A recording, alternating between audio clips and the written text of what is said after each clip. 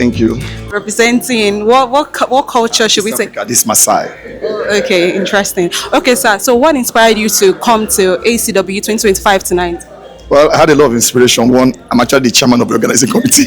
Oh, that's interesting. I had to be here. All right, sir. So, what does this year's theme, Fast Forward, mean to you personally? You know, when you say you go forward, now you fast forward. We are catching up into the future.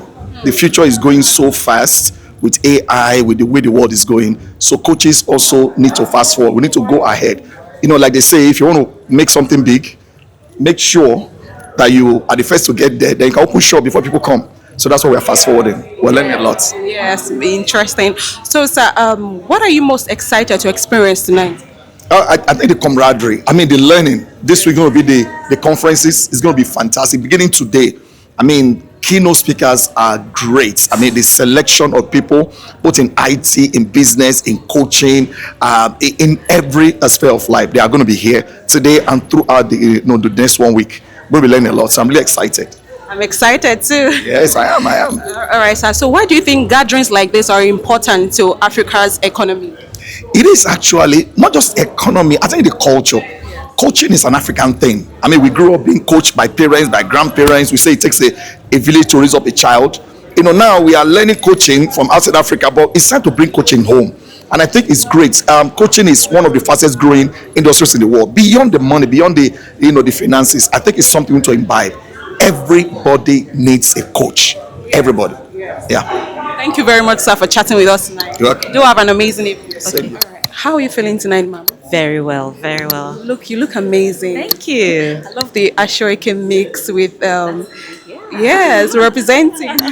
Thank you. All right, ma'am. So tell us, how are you? What inspired you to come to ACW tonight? Well, ACW has been an annual event for coaches, and being a member of the Life Coaches Association of Nigeria, I'm the vice president actually. So I have no choice but to be here in the first place. But then it's all about bringing coaches together. It's also an empowering event. Our theme for this year is Fast Forward, Future-Proof Coaching for the Intelligent Economy.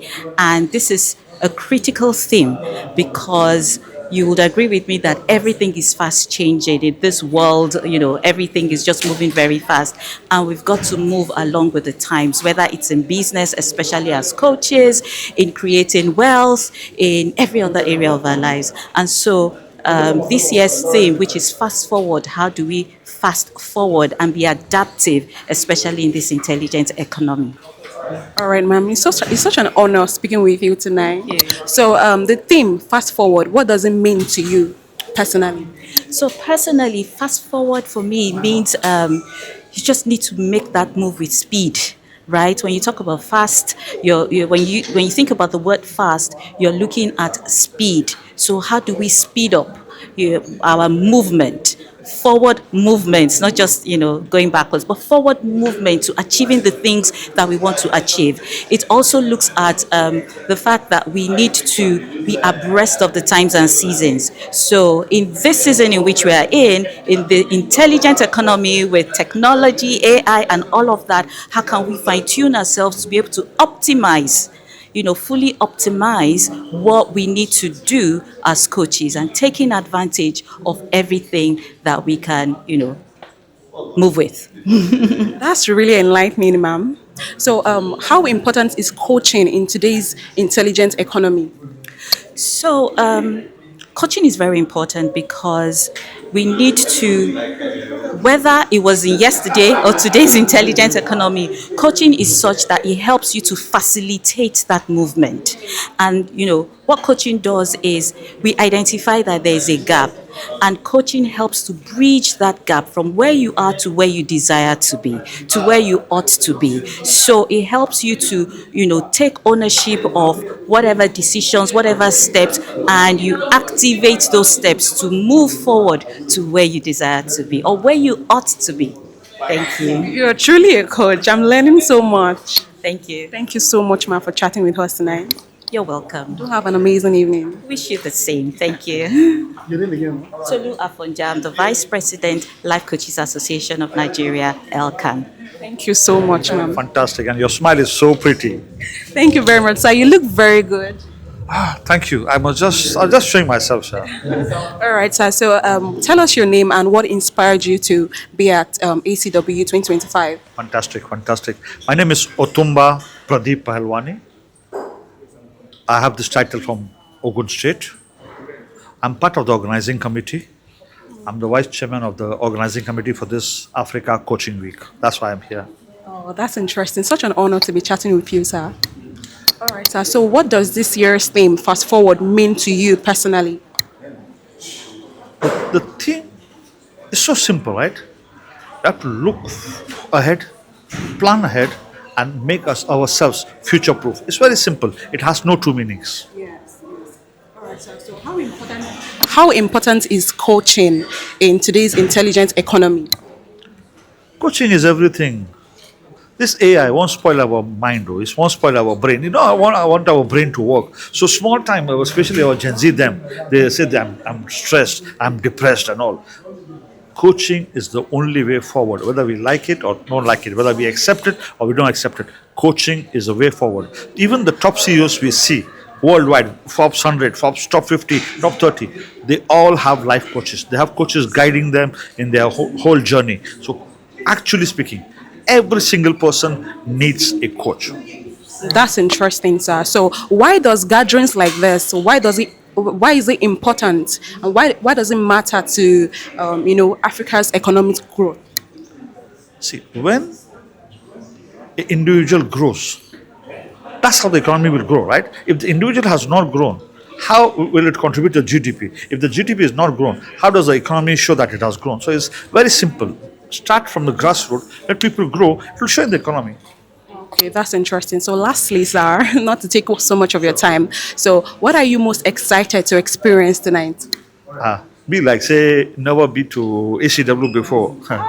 The speakers go, they fire. Oh, if you don't jot down things, the thing that they drop, you go miss out. You go miss out. You think I came here just to take pictures and take interview? No, no. The speakers. Have you seen the profile of picture? The speakers. Yes, I saw the It's lineup. amazing. No.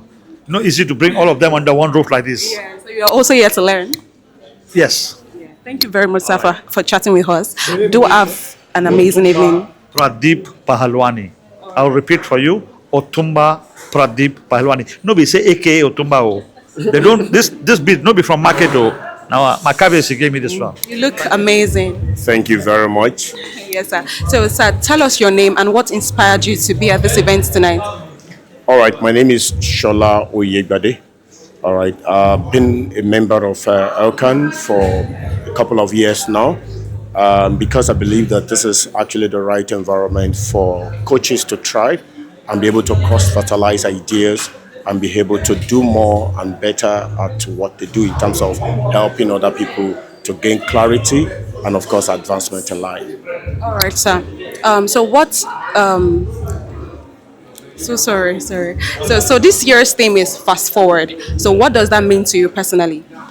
So fast forward, for me, it's kind of speaking to the future, being future ready and being able to anticipate the next level of coaching, all right, in Africa in terms of helping individuals, organizations and communities to get better and to be able to be relevant in the unfolding, let's say the future of work, as it were, which we all believe that we are living in already. But again, we just need to keep that conversation going such that you are not in any way shaped out, all right? You stay relevant because, again, the constant thing that is required in life is for you to stay innovative and to stay open to learn such that you are always relevant to whatever is unfolding in the world. So I believe that's part of the conversation we're going to be having today. How can you really make yourself really relevant in the world today? Yeah. That's enlightening. Thank you so much, sir. So how important is coaching in today's intelligent economy? So if you ask me, because I spent almost about 3 decades in learning and development, largely capacity building for individuals within organizations, and now as a consultant, doing it for other organizations or outside, as it were. I've come to realize that beyond talking to people, it is what brings the power of transformation is actually in the coaching methodology and principles that we bring to the game.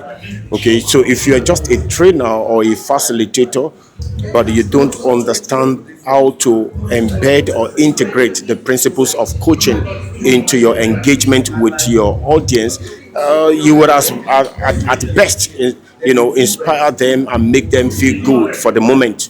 But if you really want to leave a lasting impact on them, such that you just don't charge them, but you challenge them to get better, then you need to be able to bring coaching into the conversation. All right. And that's why I believe that leveraging on coaching intelligence, all right, or leveraging coaching in today's world is what would give individuals and organizations more results than ever before. On a lighter note, I believe that coaches would achieve more results working with people than any other form of intervention. That's my take. So, in other words, the importance of coaching cannot be overemphasized. No, you cannot. Because essentially, when you are coaching, you're not suggesting. All right, you're not giving your own idea.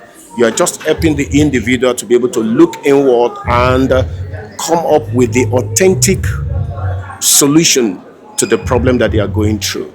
But how do you do that? That is why the part of coaching is you being able to ask powerful questions, all right, that will help people to confront those things that they've been avoiding, all right. And the more you are able to help them to respond to those questions and be able to answer those questions themselves, the more they gain clarity, the more they understand what they need to do, and the more they gain the motivation and the courage to go after that which they set out to do. So I would say, coaching is non-negotiable. Let me put it that way. Thank you very much for chatting with us. Please tell us your name again. My name is Shola Oyegbade, and I'm the managing consultant for Flex Solutions Limited. It's such an honor chatting with you. Do have an amazing evening. Thank you so much. My contribution to coaching in Nigeria. Well, I have, in my own way, tried to do a lot, and I didn't let age deter me. So I have helped people be the best that they can be, and I watch those who are younger becoming even better than what I am. But I have done a lot in putting into people's lives the tools and the knowledge that they need to be the best that they can be, whether they are professionals, whether they are individuals, whether they are young people, old people, elders. That's what I do. All right, ma'am. So what does this year's theme, Fast Forward, mean to you? Well, fast forward means you don't stand still. You understand? Wherever you are, you must go to the next level. And you don't crawl, you must move very fast, like a cheetah. You must move with speed. So that is what it's all about. Because, things are changing so rapidly that you need to move as fast as, or else you'll be left behind. All right, ma'am. So how important is gatherings like this on the Africa's economy right now?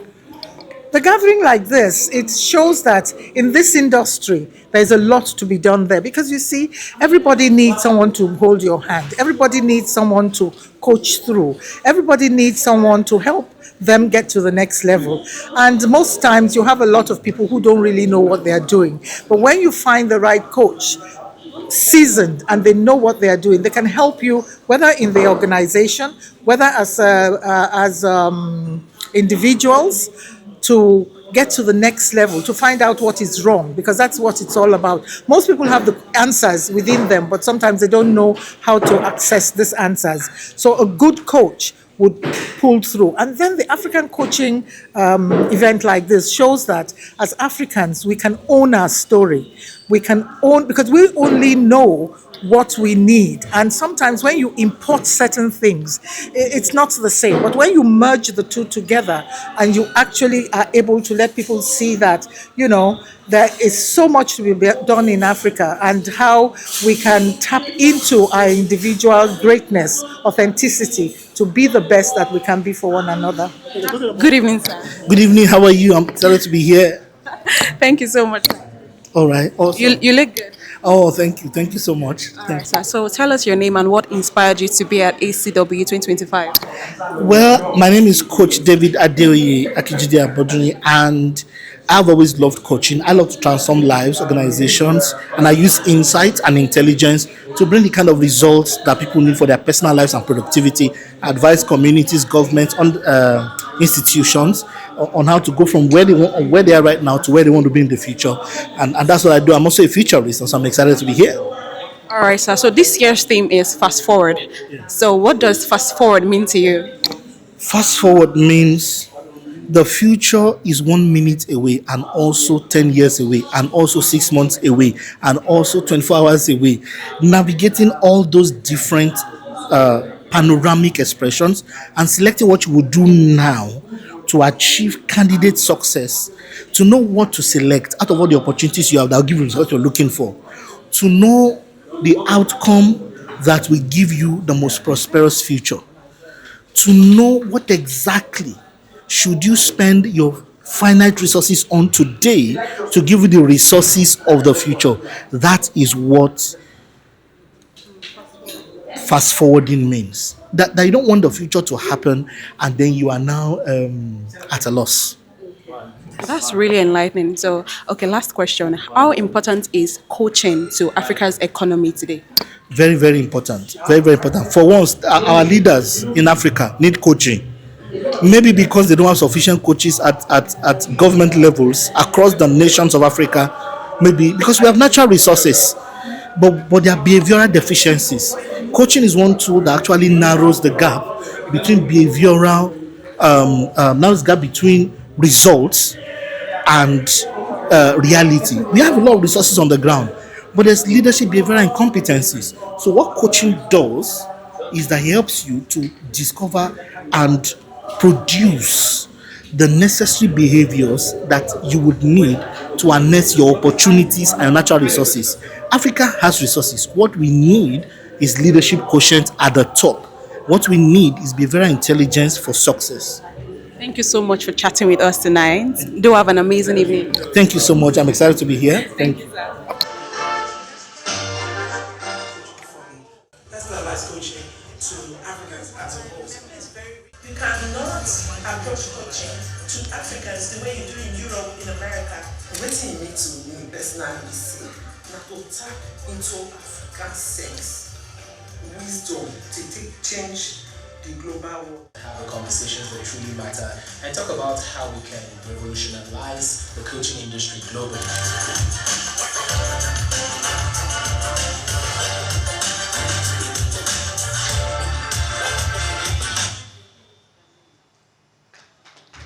Okay. And some people you just cannot ignore them, whether you like it or not. So next on our agenda, we'll be having our very special Mother of the Year.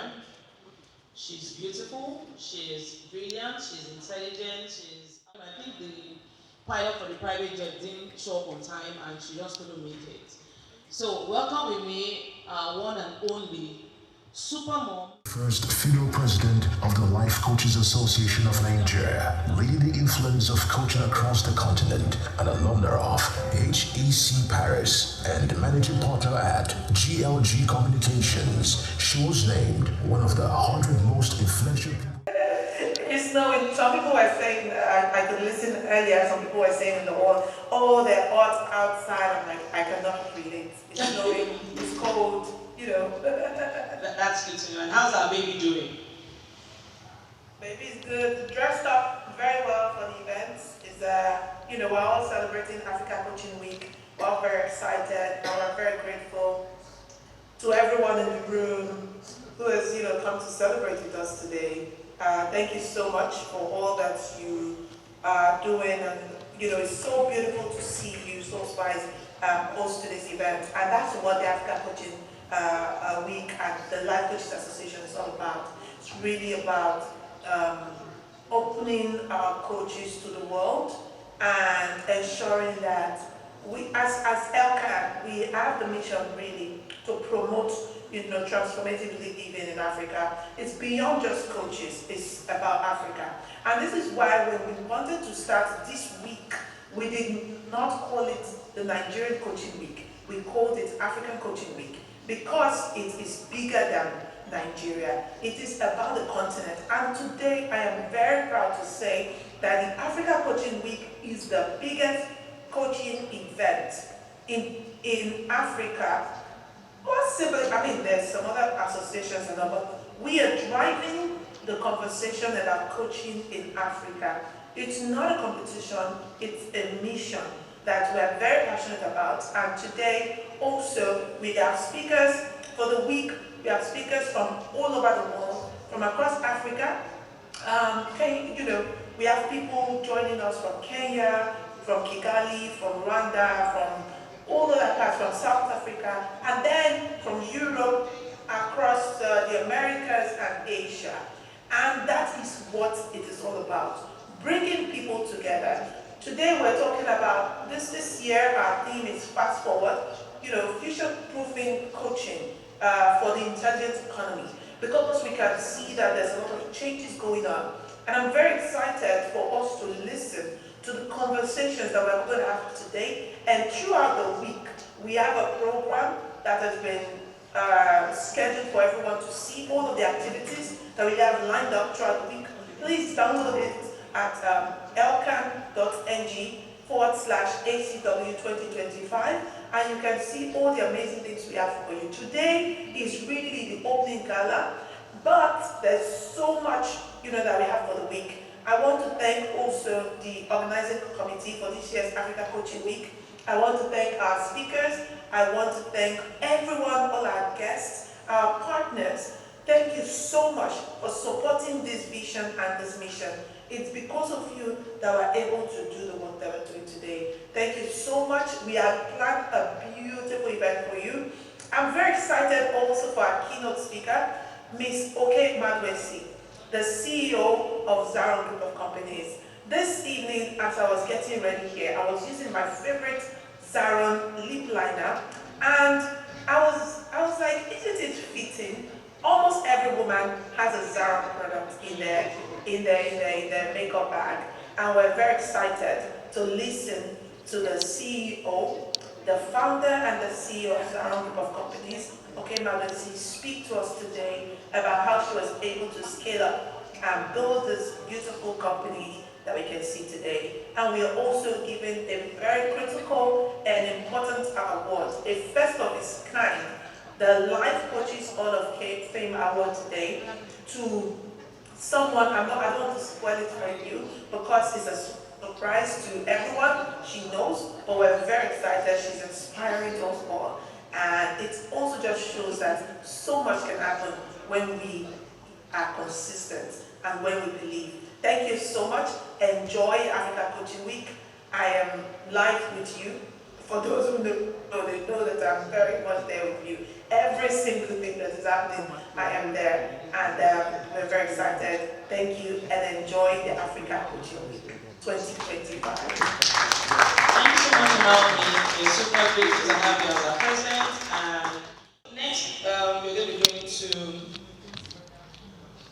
our panel discussion. That's the next thing we're diving into now. So I'm going to be calling our panelists. For the world stage.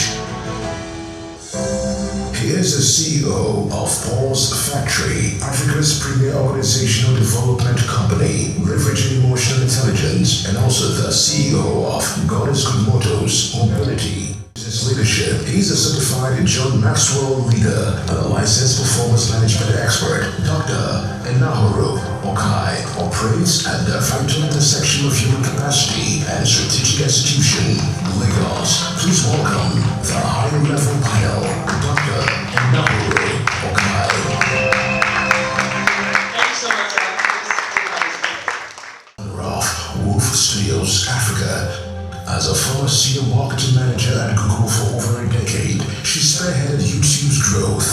Sub-Saharan Africa. Today, she unlocks global opportunities for African creators with digital strategy and content monetization. Please welcome the esteemed Adetutu Laptop to Africa Coaching Week 2025. Here's the Chief Coaching and Insights Officer at Keep Consulting, an expert operating at the vital intersection of human behavior and technology, holding an MBA from Holt and an MSc in cybersecurity. His multidisciplinary background spans coaching, engineering, and NLP. He is here to equip us with a strategic foresight. Please welcome Adeoye Aboduri to African Coaching Week 2025.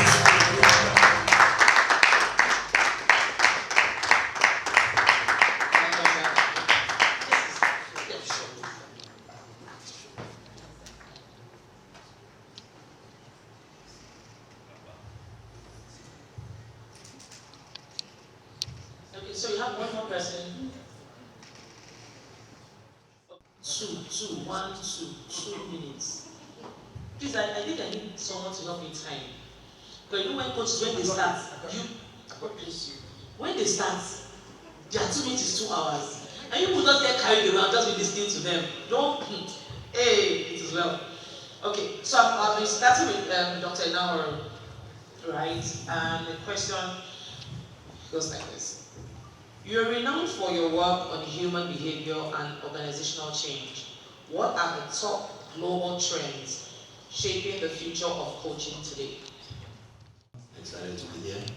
Thank you for coming. Hoping that more people are on their way. This is the African Coaching Week. Happens once in a year and it's supposed to be a big deal. So if you know any coach that is not here, please send them a message and say you are supposed to be here. You know, this is our thing and we have to push it, push the narrative. Trends. I think that when it comes to trends in coaching, it's clear that AI is a new trend that is affecting every business. The question we would ask ourselves will be, how is that trend shaping or reshaping our job as coaches? There are various ways we can look at it, but there's one simple one that I have experienced, and I think that a lot of us would have experienced, and we have to bring into our coaching practice. And it is the fact that our clients are using AI even before they come to us. So they would have done all the questioning with ChatGPT or whichever AI. They know the names of therapies that we don't even know. And in the course of your coaching session, they now begin to say things like, oh, I thought it was this. I thought this is what it's supposed to be. Now, what is important for us to do as coaches is go back to our foundation as coaching, which is use questions all the way. So that when people say, oh, I thought it is supposed to be this, you say, oh, that's interesting. Can you tell me more about it? Can I know more about it? Okay, so how long have you known this particular thing? You say, I read it somewhere, you know, on AI and all of that. So, okay, interesting. So how has that worked for you? Blah, blah, blah. How is it working against you? So we shouldn't put ourselves in positions where we are competing with AI. Rather, we are understanding what our clients have done with AI, and we go back to the basis of coaching, which is questions, to use it to help them still. Because no matter how you look at it, what they've gotten from their relationship with AI is data.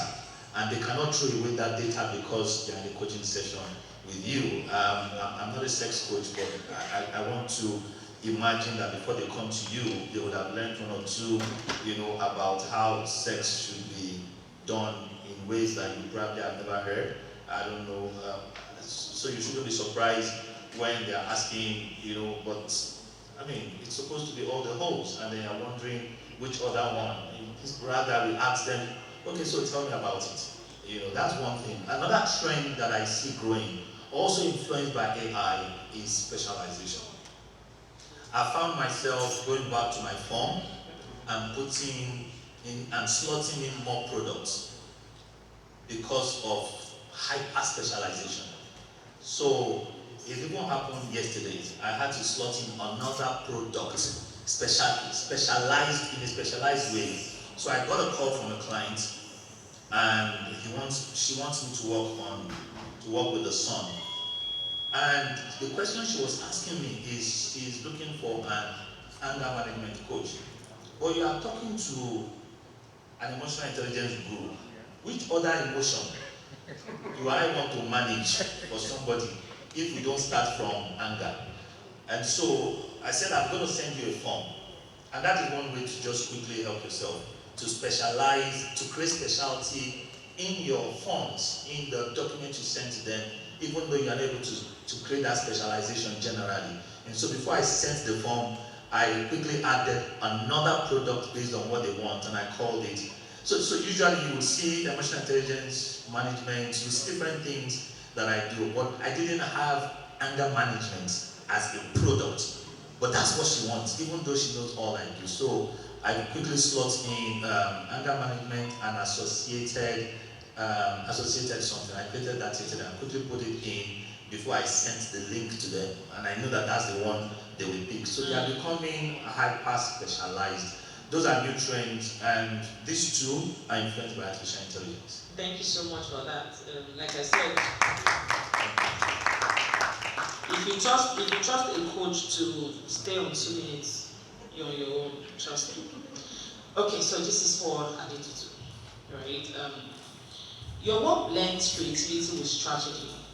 How can coaches sharpen their brand identity to stand out on the global stage?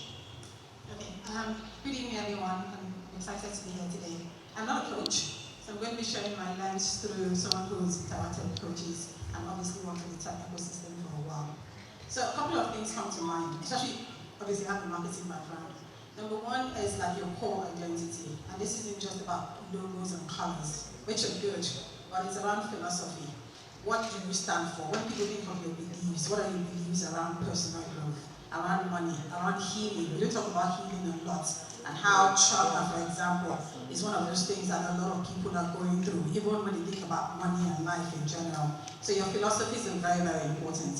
But more importantly, what's the promise you're offering as a coach? What should I expect from you when I engage with you on a transactional level?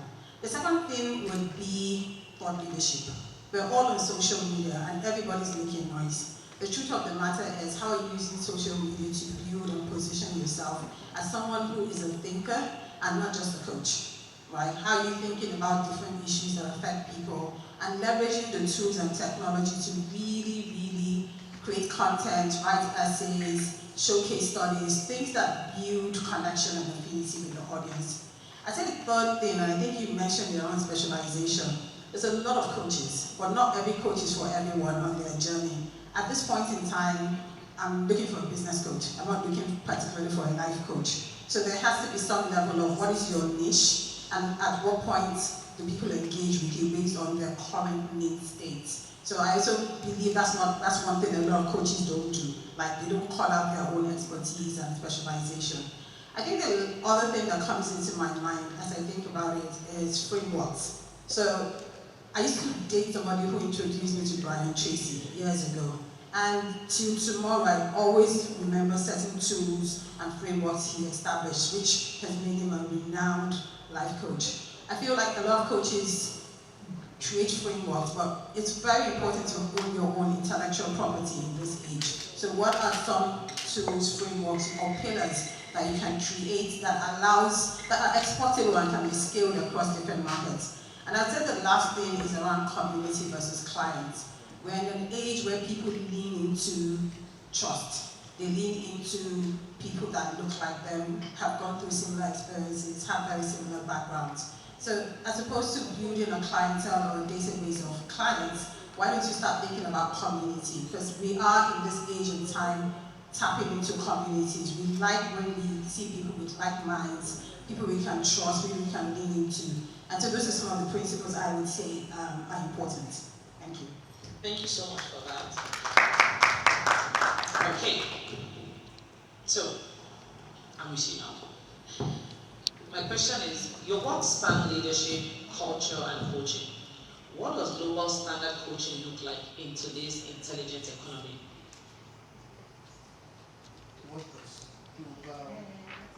standard coaching look like? What does global standard coaching? One of the problems. Check. One of the problems that might be saying, so one of the problems is one of the problems we have in our world because of communication, things like AI, is that words in NLP, words are not meanings. So what does global standard coaching look like in today's economy? Does that exist? Do we really have a global standard coaching? Is that what you said? Yes. In the world today? Yeah.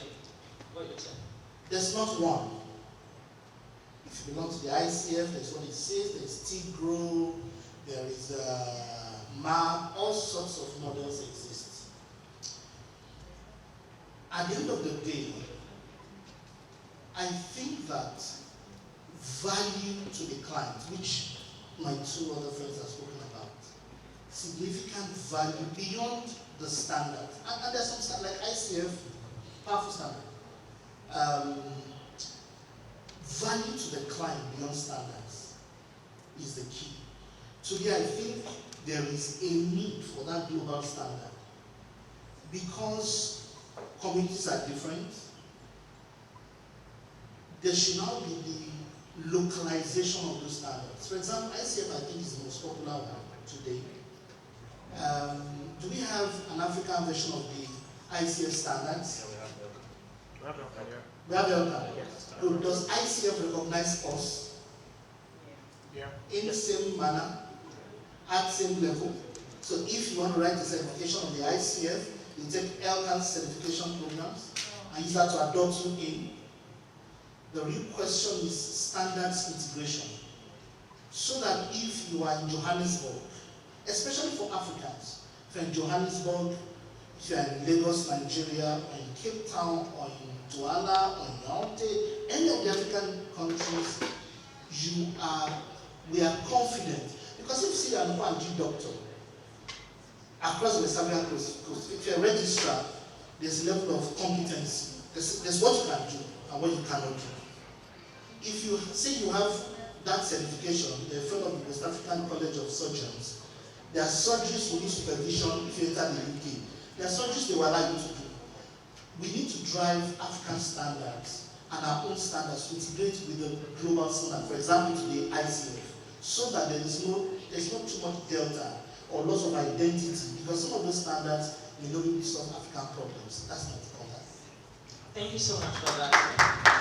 Dr. Namo, we'll come back to you.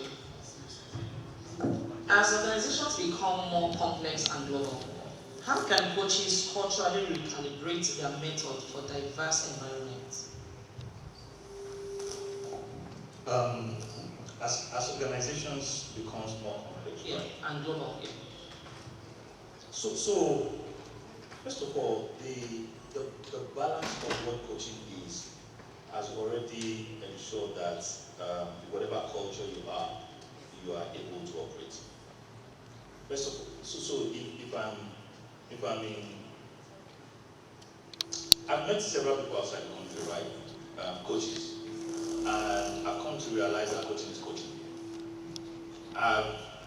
We've certified people in Post Factory that have gone outside the country to go and do another coaching certification, and then come back to tell us that everything they taught them is everything we told them. So no matter how complex organization becomes, no matter how complex the world is, the balance that coaching brings prepares the average African to operate anywhere in the world, right? And to be able to do their business anywhere in the world. Can you take the question again so that I'm sure? Okay, as organizations become more complex and global, how can coaches culturally recalibrate their method for diverse environments? Yeah, so that is very important. Irrespective of where you are as a coach, you should be able to do coaching, because no matter what the culture is, bodies like he's talked about have created a standard that we can all use, right? Listening is listening. Active listening is active listening. no matter what the culture. In fact, it is active listening that will help you blend into that particular culture very well. That's it. Powerful questions are powerful questions, no matter where you go. The other thing we then need to do is to expose ourselves, right? I spent the first half of today with friends from the UK, and I heard myself, they told me about a program going on at the Echo Bank, stuff going on here, the Fela Rebellion stuff. And it was the person in charge of arts in the US consulate that was telling me what is going on, that I should take my friends from the UK to the place. And I said, oh wow, I didn't know it was happening. And I said, that's a shame.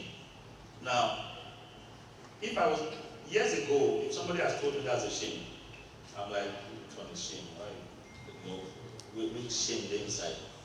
But I can relate at that level, even speak that language, because I immediately export myself to their understanding because of exposure. So coaches, we have to then expose ourselves to the different types of clients we'll have. If you're going to have a Japanese client for the very first time, you have to then go and understand what cultural nuances would be with those kind of people, and just do a quick reading to body language, to eye contact. There's a difference between what eye contact would mean in Africa and what eye contact would mean in other places. But the beauty of it is that the basis of coaching has created that balance. You don't need to do so much if you understand what coaching is. And you should just assess yourself to your own biases. If till now, as a Christian, you can't still coach a Muslim who is going through divorce, then you're not even ready for the world. I know you don't want to, but that's the complexities that will be going on out there. If you don't eat pork and the husband and the wife is fighting, and they're fighting because the husband does not want to eat pork and the wife wants to eat pork, and you can quickly take a side because you don't eat pork, then you're not even ready for the complexities and the cultural changes going out there. So you have to also keep assessing yourself and asking yourself, what bias do I sustain as a person? Can I still help somebody get out of marriage because they want to be out, or I'm going to use my personality? Can I still help a teenage to stand firm, even though he's saying things that are irritating me as a mother? You understand? And I think it starts from home. So the problem is not, the world is getting complex. The problem would be our continuous readiness to do what coaching entails, what coaching teaches, that we are able to do. If you continue to follow the standards of coaching from standard 1 to 8, the competencies of coaching from 1 to 8, you will be able to apply yourself to any culture that you see out there, and then just keep getting exposed. Don't just stay here. More is happening out there. Thank you so much for that. How does storytelling enhance coaching influence across borders? Okay, that's a very good question. How many of us agree that we're in this era of digital noise? There's a lot of noise out there with people, everyone has a smartphone, everyone is a content creator because there's no gatekeepers particularly stopping you from coming into that space. There used to be data and stat that says that the average person picks up their phone 150 times a day. I think that data has, unconsciously, you need to check yourself as well, that data has doubled, right? But what is now happening is that we are now in this attention economy, which is economy that defines that as a creator, as a storyteller, and even as a coach, you have 20 seconds to encapsulate the person you're talking to. So people make up their mind as to your principles, your values. They judge you in the first 20 seconds when you open your mouth, without you going into depth. And so what does that mean for coaches? It practically means that storytelling has to become an integral part of how you engage with people. It has to move from just sharing this. I mean, the people you see who say it's 5 things you have to do. But that's great versus you integrating a story that is relatable, that has appeal to them, right? So what favors in this content-driven economy is the concept of how the algorithm supports you. And the algorithm supports you when you drive engagement and retention. What does that mean? When people engage with you, they are liking your page, your socials, right? They're following, they're commenting, they are sharing the links. And so the algorithm begins to see that this is really, really good content and it supports your growth. That's the first thing. Retention also is very, very important. How many people are on YouTube, by the way? Or have even explored YouTube? Okay. The way the business works, and this is not peculiar to YouTube, but this is also very important for social media, you have to understand that these tech platforms are out to make money. And the only way they can make money is to sell ads. Right? And they can't sell ads in your content because people are not staying. You just realize that you're putting a lot of production and money into this platform, but your growth isn't there. If the audiences are engaged and there's a higher retention of on your content, what does that mean? I can show more ads, yes or no? So if you watch an average video on YouTube, that is 20 minutes. The more people stay, the more the algorithm is designed to show people ads. YouTube makes more money, and then it can give you your own 55% of the cut. If people drop off, they realize that this is not great enough content.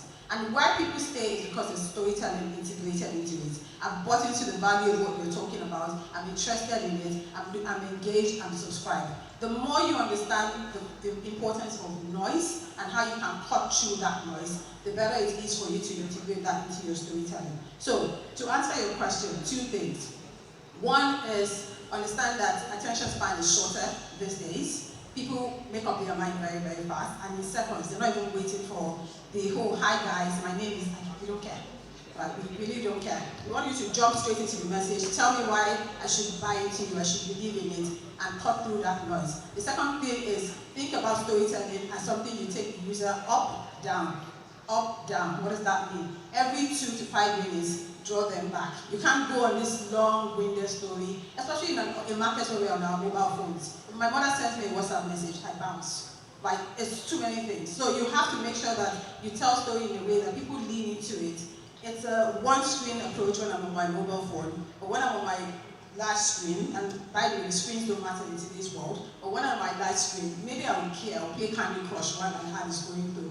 But in the interim, think about telling stories where you always bring the users to lean back, so that they buy into what you do, and these platforms will support you. A lot of the growth that comes from people not getting visible on feeds, whether it's on social platforms or on streaming platforms like YouTube, is because the algorithm does not believe you have value for users.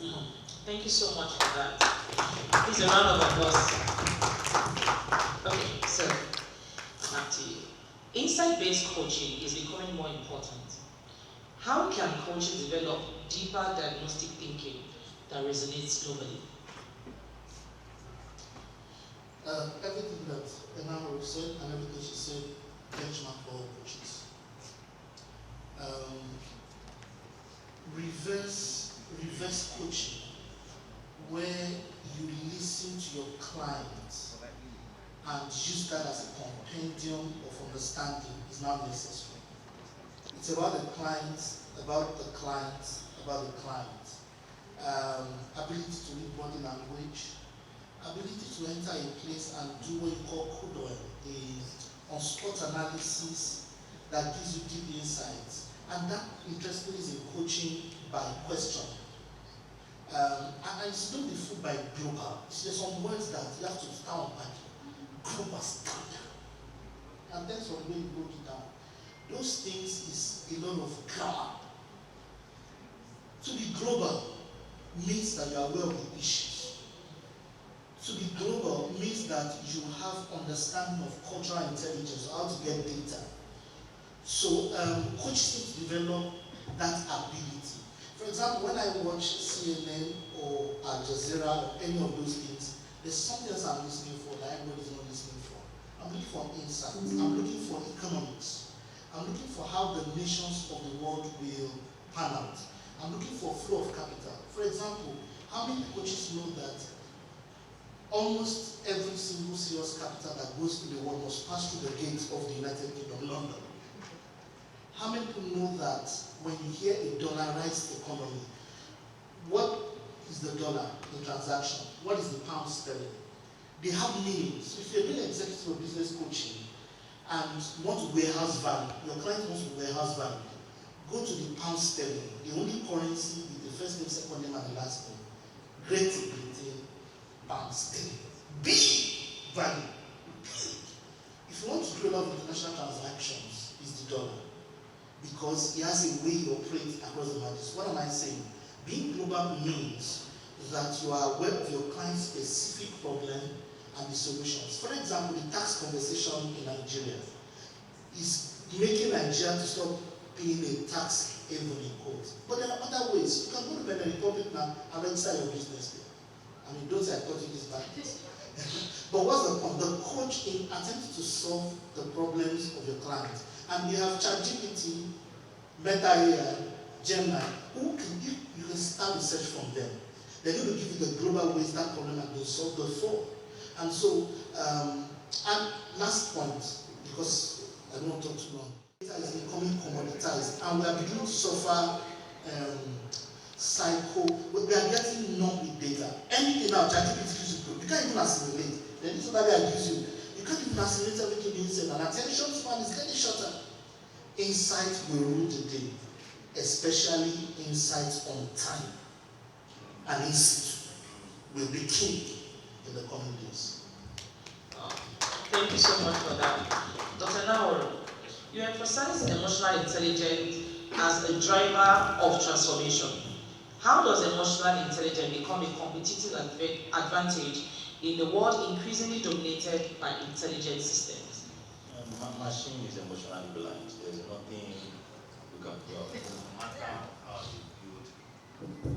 No matter how they build the machine, no matter what the intelligence is, what data has been crunched together, the machine is emotionally blind. Continuous research has told us that. Thank you. Continuous research has made it clear that emotional intelligence would be like the last man standing when it comes to the tools that we all need to live this world. If it is practically impossible for any machine learning to understand the sadness that you feel because you lost a deal and you want to talk about it, there's no way ChatGPT can make you feel better. Because when we now sit down to talk, I can see your eye. I can see the sadness in you. When you look down, when I ask you a question, it means something to me. And so, in a world where intelligence and machine learning and all of that are growing, you have to then come back to the understanding of emotion. What does sadness mean to the man that has just lost his job and is talking to you? Trust. It's practically impossible to build trust with any form of intelligence out there. You have to build trust with people, human beings. And when I have a session with you today and we build trust because of connection, then you want to come for another session tomorrow, then you want to bring me into your organization because I am now your coach as a CEO and you are doing better. Now you want me to come and coach other people in the organization. So emotional intelligence will continue to be the strength. For you as a person, do you even know what emotional intelligence is? Do you practice emotional intelligence? Do you know the competencies? Do you understand what optimism means to a businessman whose business is not doing very well? Do you understand what emotional literacy means to a CEO who is relating to subordinates and they are not doing very well? Are you even able to identify that that person is not emotionally literate? Do you understand what patterns mean, emotional patterns in the life of a business? So the first thing is that you as a coach, you have to understand EQ. You see, emotional intelligence is not interpersonal relationship. It's not. You can't be teaching interpersonal relationship thinking you are teaching emotional intelligence. They are two different things. So you have to understand it first before you can use it. Number two, which then beats any form of intelligence out there, is that you have to now bring intelligence into the emotion, and that's where you bring data to work. You have to use data to help people. The organizational climate in the organization can be measured. Do you have access to measuring it? So that while they have financial data, they have operational data, then you can then bring emotional data, and then we can put all the data together to help the organization. They are all intelligence. So if we have a site, and please, all of you can use that site, patronize us. It's called myassessment.com.ng, and we are putting a lot of assessment on that site for coaches to use. So if you want to deploy personality assessment, you want to deploy financial assessments, you want to help your clients, and you want to use their data to help them as a coach manage their emotions and all of that, myassessment.com.ng. Register, have your page, and then you can actually make money. The reason why I said that is we are designing a leadership program right now that is tied to Ubuntu, for example, right? That you can even use as a way of helping the average African who believes that there's something here that we can use beyond the intelligence that is out there. So please, emotional intelligence is life. You have to understand it to the core of what it is. Get a deep understanding. It's not just about reading it. And position yourself to be a coach that understands emotion so that you can help people. If you sit down with clients that have plenty data to work with, this is what we're getting. The intelligence is saying this, we have this data to work. You should be able to tell them, have you crunched the emotional data?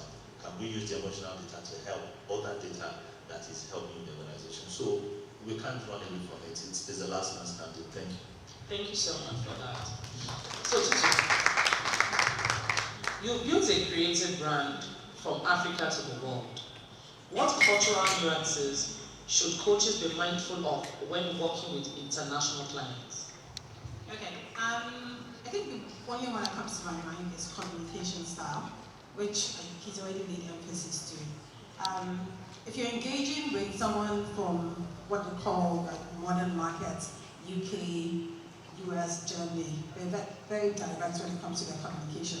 Versus when you're engaging with someone from Asia or even in Africa, where we are a bit more indirect when we're trying to communicate something. And so this is one of the nuances about communication style that matters, right? As a Yoruba girl, you don't go and start having conversation, even if she's a coach. I'm not going to call her with her first name because I know she's way older than me. So there are some of those nuances that relates to communication, whether verbal or non-verbal. I watch a lot of Asian series, Korean series, Japanese series. The way they bow their head 200 times just talking to people, it just shows that when you go into that kind of culture, you're engaging with them. Respect is very, very paramount, right?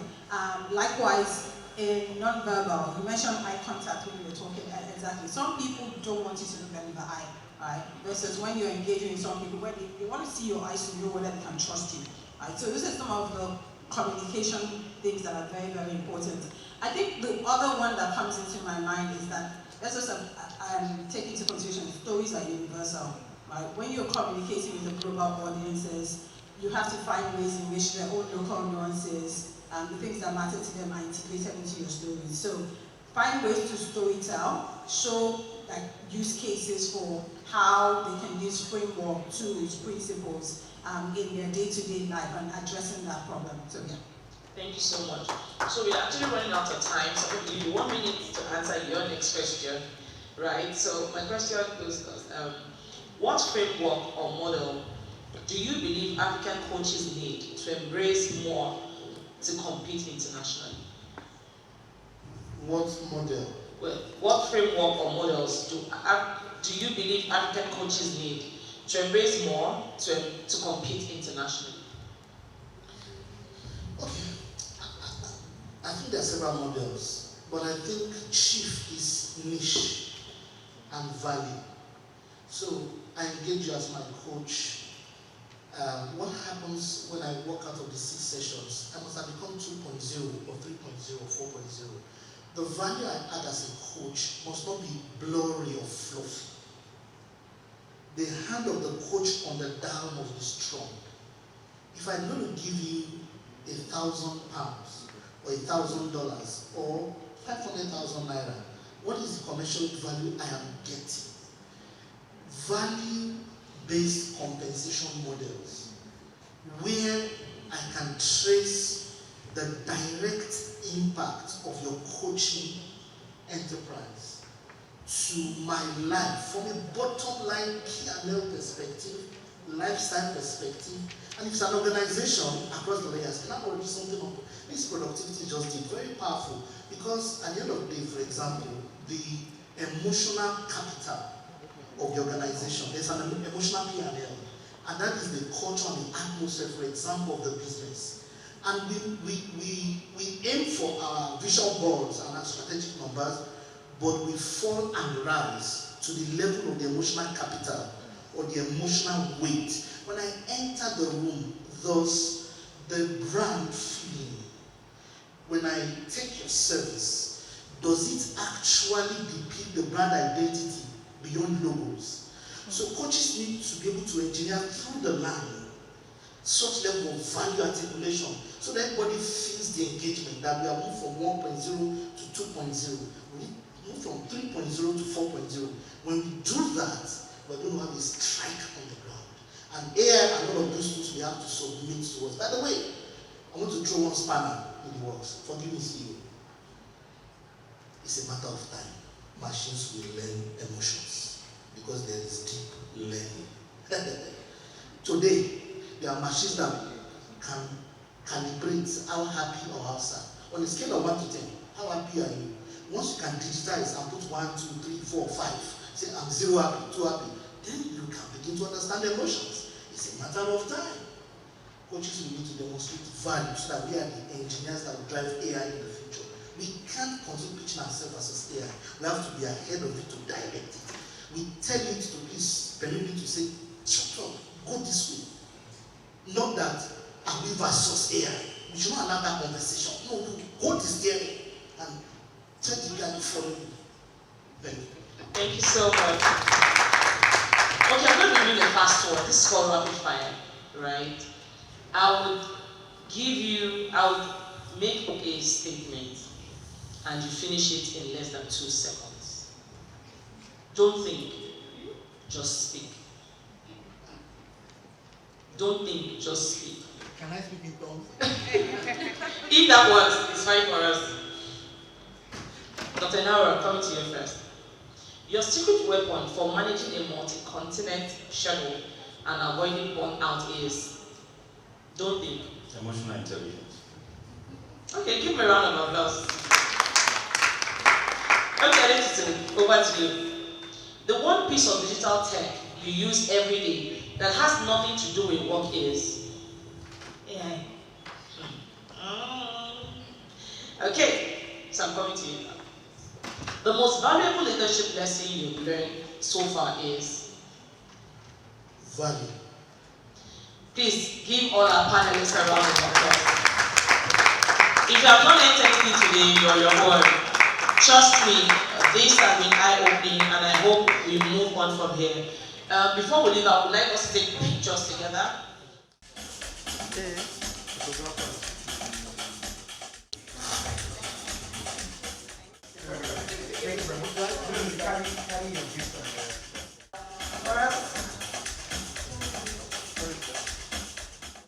Time starts now, month of birth. Find people and bunch together. When you find them, you bunch together. When you find them, you stay together. When you find them, you stay together. 90 seconds of counting. 90 seconds of counting. 90 seconds of counting.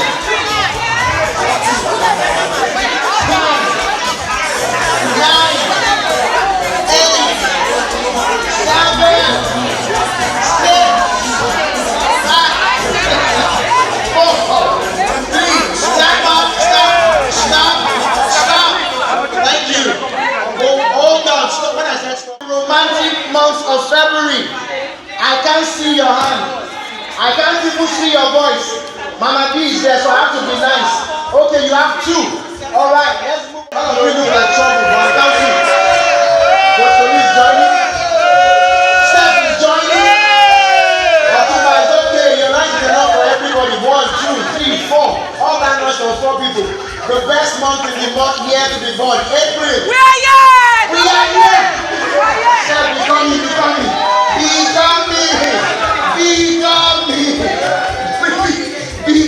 me. Can you imagine? That doesn't get any better than only you with Dr. Q. Alright. Let's go down to Jumping June. Are you guys sure of the month you are born? Okay, 1, 2, 3, 4, 5. Okay, let's go to Jubilating July. Awesome. 4. Alright. Can we try track August. Mr. Femi Luther, your attention amongst the women. Wow. You guys are so colorful. Interesting.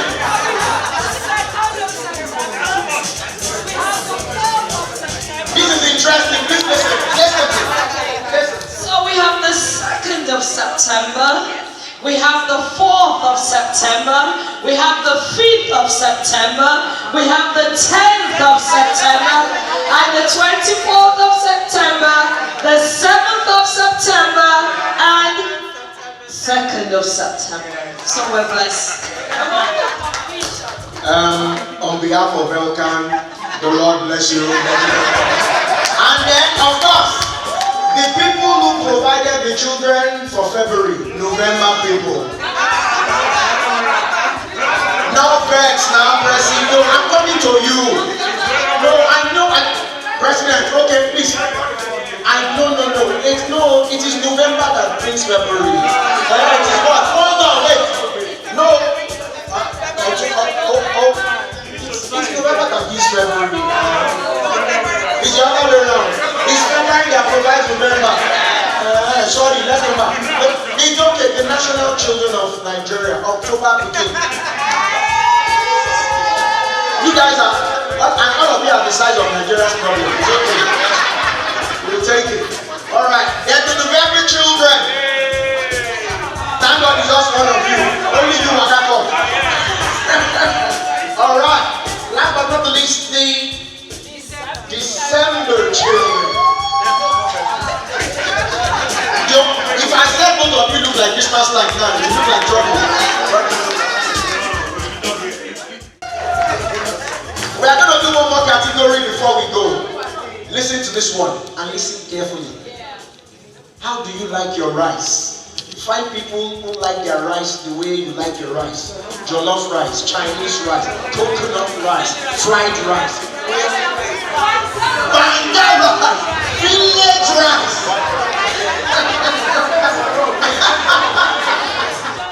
In my coaching is the fact that when clients come to me and they pick up a form, when it's time for coaching, one thing they always ask me is, so what sex position are you going to give us?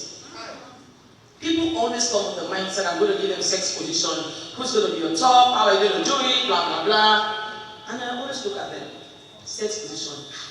I don't give sex positions. When I fix your problem in the boardroom, the position will come naturally. And you see, trust me, when it comes to sex, there are no rules. When you do it right, naturally, emotionally, happily, you create the position yourself. Thank you. So, next on our area, we are diving into our keynote address. Yes, hi, lovely. Okay, I thought we were doing some Q&A sessions today. Okay. Good afternoon. How do you coach coaches? I'm not even a coach. I'm just a business person. So I don't know what your expectation is here today, but I think mine for you is to leave here being proper business people. Are we okay with that? Yes. Fantastic. Okay, so the memo I got was a bit different. So my presentation is, I don't know how I'm going to do it because they had told me it was going to be a Q&A session. So I have questions that I'm supposed to answer.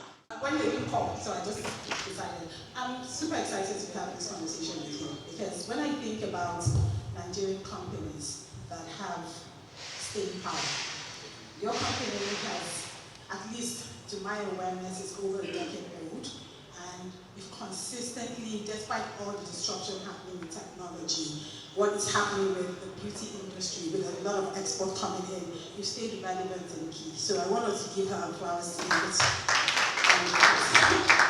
Okay, so I have a few questions to ask you, and I'm going to jump into it. You've sort of transitioned from a structured environment in corporate. You used to work at Zenith Bank, right, to finding Salon Cosmetic. And you're a case study for every coach in this room who's thinking about transition and disruption and all. We have situations where clients tend to feel stuck with their past successes. Like I've known a lot of women in tech that have moved from roles at Google or tech companies, and 3 years down the line, they still call themselves X. There's X that they can't just take off that uniform because that has given them the sort of a name and title over time. How can someone successfully navigate that transition and shift their mindsets like you have done with your career? So, thank you very much. So let's start from the beginning. First of all, happy to be here. Hello! And I'm truly happy to be here because I just turned 50 in September. And yes, one of the compliments I get is that I do not look it. But trust me, my mind is fit. So because of my mind now, I'm struggling with remembering things. I almost forgot about today, can you imagine? And I went to the village. So by the time my PR sent me a message, I was like, no way. So I'm just happy I'm here because it would have been terrible. So I'm happy to be here, happy to hear you guys speak. I actually learned. So thank you very much. It was like, and I really enjoyed the different opinions that you guys expressed. So thank you very much. Your job must be really, really hard. Sex coach, I'm just hearing about that too. You have to learn about positioning if you're a sex coach. Don't you guys agree? Yes. Yeah, you do. Just give some advice. I hope you don't, anyway. So thank you very much. And on a lighter note, because I like to be very practical in conversation, I believe that that's the best way of learning. And because I think through my journey, through my career and work has always been a case study. So I really depend on case studies. So when I try to speak or coach or whatever it is that I do, I like to bring case studies, right? And my journey into entrepreneurship really was bred by case studies, and I'll get there. I used to work in Zenith way back. It's so funny, I say 18 years ago. I'm so old. And I used to live in Port Harcourt. So prior to leaving paid employment, I had just lost my husband. And I had 2 young babies. So it was a very scary time, right? And I remember my first was 6 and the second was 4. I have 2 girls, lovely girls. And I was doing really well in my career. And I say that because you really have to navigate the best time to leave. Most people want to leave when they are really upset with their bosses and they go like to hell. Or they feel like, oh my God, I can do way better. But I was doing really well where I was working. And I was getting exceptional promotions, and it was in everybody's, especially my mom, she thought it wasn't the right time to leave my job. And not knowing what to do, because I did not know what I was going to do, so I didn't leave to go start Zaran Cosmetics. I just felt like there was more out there. And one of the best things to do is go back to learning. So I decided to go do an MBA in Leeds Business School. And I was in the classroom trying to figure out my life for the next season. And I noticed that in the classroom there were diverse case studies of global businesses, global brands, and what they were doing, but we were not represented in the classroom. And when I say we, Africa wasn't represented. And it was learning about global brands in advanced economies. But because I had experience in Africa, in Nigeria, some of the things I learned, I knew would not work in Africa or in Nigeria.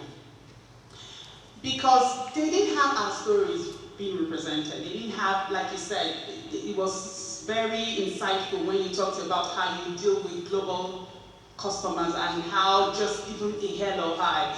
And I can imagine telling a white man, hi, it's your family, and they'll be like, what's her business, right? But if you go to get a job from a Nigerian person, you must do Ekaroma. So I thought about the fact that our stories have to be told by us. And that was where it started from. And I started researching on what the business will be. And I started researching on most profitable businesses in the world. So beauty and oil and gas and fashion came up, and I decided to do beauty. But one of the things I made sure I had before I left my paid career was I had savings. Very, very important. I knew I had enough money to take care of me and my 2 girls for a period of time before the next season. So be mindful, and if you want to, you have to really plan for it. I also had help. I knew I could pay for help in the UK because I decided to go with my children. I have seen people that have left paid employment to go search for the next thing, and they leave their children with their parents, which is fine. So make sure you have help, you have savings, and you go back to learning. And I really wanted, so from the start, it was to build a global brand. It wasn't to start a business. It was to become a case study for the next generation in Africa. And when you have that at the forefront, I always say that I always work from the end. So I see the goal, I leave it there, and I start working towards it. So, but when you have that goal, the drive is undeniable. Nothing takes you from that goal.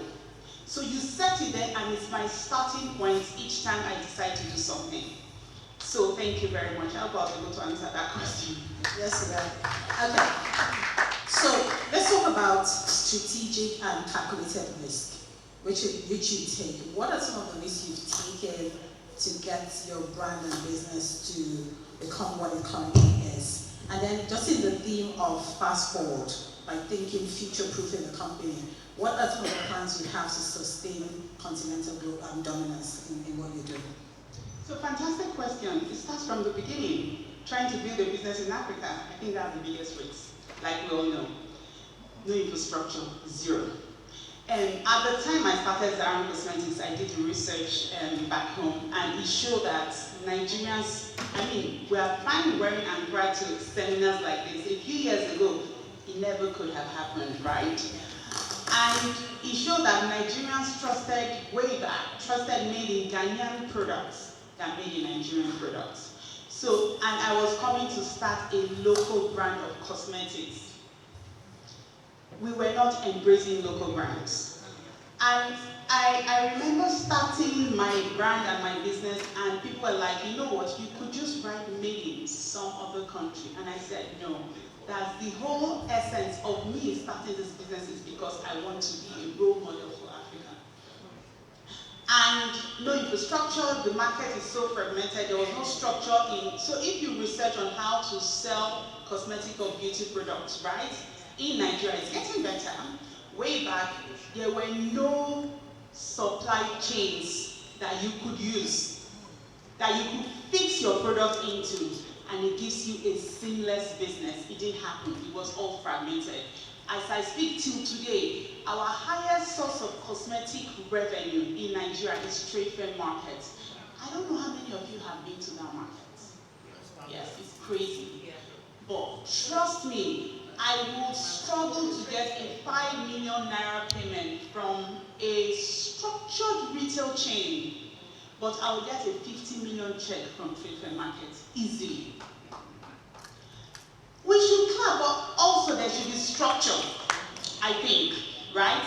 So that's just going to say that we're still way behind in Africa, so there's still so much work to do. But however, the knowing that Africa gives you the highest rate of return is very important, guys. You need to know. And also knowing that no other person can grow Africa but us. None. We cannot import foreigners. They are not interested in growing us even. They are just interested in taking advantage of you. So we have to stand and do whatever it takes to grow Africa. Just recently, I think it was Burkina Faso and what other country have made visa-free for all African countries. So that's the way to start. Dangote has gotten a 1.2 billion USD investment from Zimbabwe, and Ethiopia 3.2 billion investment. These were deals that they used to give to foreign companies in the past. So Africa is waking up. So we need to rise. And most times we start our businesses, and we think the next big thing is after Nigeria, we have to go to the West. We have to sell in the UK and in the US to get FX, right? the easiest market to go to. I struggled, I keep saying I'm 50 years old, but when I was way younger, right, each time I would go to the US and to the UK, I would see a Sephora, I would see all that, and I would see my products. But it's way more difficult than you think for indie brands like us. First of all, they are very discriminatory. The capital requirement to really get into those stores is huge. The easiest market to access is African markets, other African markets. One of our biggest markets outside Nigeria is Zimbabwe and Kenya. And guess what? We are getting effects from those countries. They are not paying you Naira, paying you Zimbabwean currency. They are getting effects. It's easy, it's fast, and it's Africa. Our product is a niche product made for the woman of color by the woman of color. Right. That's our selling point. Who best to sort African out than us? You and I. So it's very, very important that we think Africa. Global is good, the West is good, but the easiest market. Dangote is the richest black man in the world. Where is his business? Nigeria. Now he's going to other African countries. He's not in the West, but the richest black man in the entire world. Whenever I say it, I'm so proud, and he's a Nigerian. So yes, Africa has done well, and Africa will keep doing well, but we have to do the work, whatever it takes, and believe in Africa. Fantastic. Thank you for that answer. As you speak, I see that a lot of you've imbibed and sort of learned a lot of leadership principles. It reflects in how you share and you're communicating. Looking at your career in the last 25 years, from banking, entrepreneurship to governance, and the way, just even looking at the way digital and technology is disruptive, what is the one piece of unconventional leadership wisdom that you've had to unlearn as a business person, especially in a market like ours? What have you had to unlearn when you think of your last 25 years, how technology is working, how people's mindsets is shifting? What is that there? Very simple answer. Being a leader doesn't mean you have to be the smartest person in the room. You really don't have to be. And growing up, leadership was as a result of, oh, you produce the most, or you're the smartest person in the room, or you have to tell your team everything they need to know. But I think leadership is about just being able to manage your team to create the best out of the team. So just knowing that has been very liberating. And in Zaran Cosmetics, sometimes I come up with ideas and they go like, boss lady, that's not gonna fly. And I let it be. Because you know the truth, they understand the market much than we do. We sit in our aisles and we think that we know what's happening in the market. But if you can leverage on your team, then you understand and you gain benefits from them, that they do know the market much more than you. So leadership is not being the smartest person in the room. That's a very good answer. Please give everyone applause. Okay. For sake of time, this is my final question. For all the coaches in the room who are tasked with developing Africa, and you've laid so much emphasis on the fact that for us by us, we have to imbibe that as a principle. What are the fast-forward assignments that they can use to help prepare their clients for this intelligent economy? As they think about the next generation of leaders, what can they begin to take as principles to develop their clienteles and sort of grow the African economy? Fantastic. So I think one of the things that we need to realize is that the product is not the business. You're coaches, but that's not your business. And I think there was a lot of conversation about AI and where things are going. And one of the things that, brilliant answers. One of the things I must add to that is that we forget that AI is an amazing tool. So instead of seeing AI as competition, why don't we see AI as something that is going to help our business? It's not going away. AI is actually good in most aspects. But the thing we fail to do is integrating AI into our business. That integration is so key. And I'll give you a story about, I just got back from Columbia Business School last week. Yes, I went for a very short program. And there was a case study about how AI has really improved our lives with all this fear we have that AI is going to take our business, right? And you know what the result was? Who can guess? In terms of efficiency, productivity, and all the words, who can guess? How many? Double dose, okay. Who else? Just throw figures around, it's fine. 10x. Pardon? 10x. No, in terms of number, yes. 10x. 10x. Oh, 10x. Wow. Wow. Just 2%. Just 2%. Meanwhile, we're all here just really, really bothering about it. However, it's an amazing tool.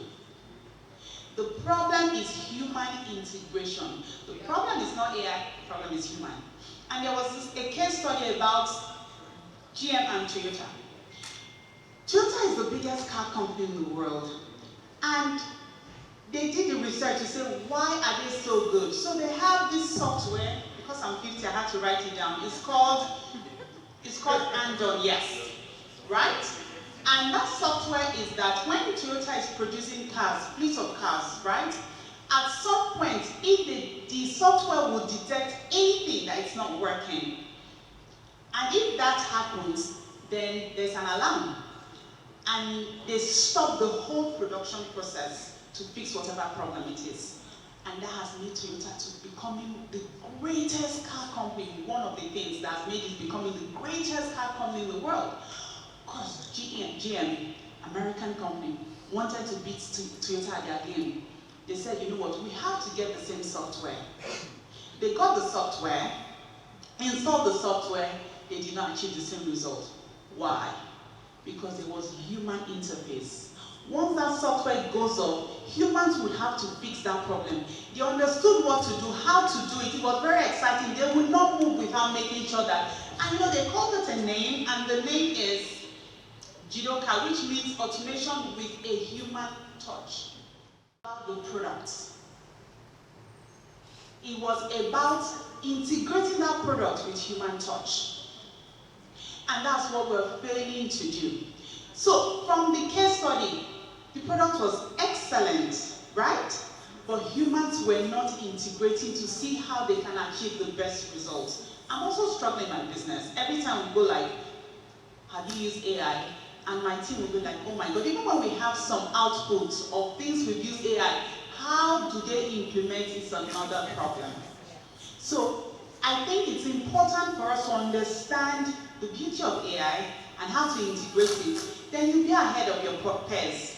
So integration of human and AI is very, very important. Thank you very much. Thank you very, very much. Okay. So I'm going to quickly jump into some quick fire questions. And just stick with one sentence, don't overthink it. Yeah? Apart from God, your secret weapon for managing a global group and multiple birds is what? Definitely my mind. Fantastic. The mind is such a good tool. Tell me, let's expand on your mind. What have you developed your mind to make sure that you can consistently stay in a good state? So I have this training I give, the power of the mind, right? They said 80% is the mind, 20% is the work you do. Once you can think it, you can do it. So, and I think I've been blessed with that mindset. I'm just living life through my journey and all my experiences and things I've been through. I just always feel like you can do it, you can make it work, you know. I give room for failure, but I don't have plan Bs. When I was starting Zaram Cosmetics, people kept on saying, what if it doesn't work? I'm like, it's gonna work. What if? I said, it's gonna work. There's no plan B, nothing. There was nothing for me to say that that it will fail. There was no room for failure in my mind. So I think the power of the mind is my most powerful tool. Thank you, that's so good. One Zaram product you could never travel without. Lip gloss is called Cutie. This marketing, go buy it. It's the most amazing product. So my Cutie lip gloss. Fantastic. the risk of an the risk African entrepreneurs can take today. What's one risk that an African entrepreneur can take today? Not moving. You have to work. Fantastic. And your favorite travel destination? They didn't say holiday. Favorite travel destination is actually Lagos. What? Yes, Lagos is my happy place. I'm always happy when I have to come back home. So yes, I have my nanny, I have my team. I love Lagos. Fantastic. Thank you for being part of African Coaching Week. Thank you so much.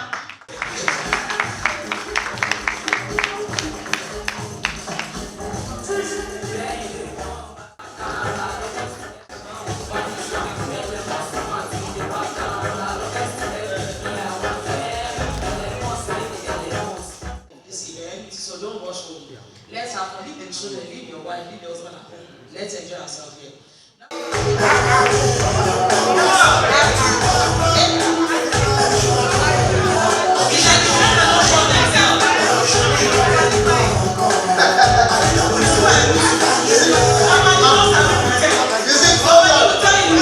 This is the fun part. You're not supposed to let your children. You say, I don't know. No. Mr. Chairman. 1, 2, 3, 4, 5, 6, 7, 8. One more. So I should join. Okay, 8, 9, 10. We are on 10, right? Oh, that's true. So yeah, carry your phone. Yeah, that's true. Yes, with your phone. Phone. Show us what you're wearing. Show us that attitude. Show us everything you've got. So that even the judges confuse them. Are we ready? So can we move to this side?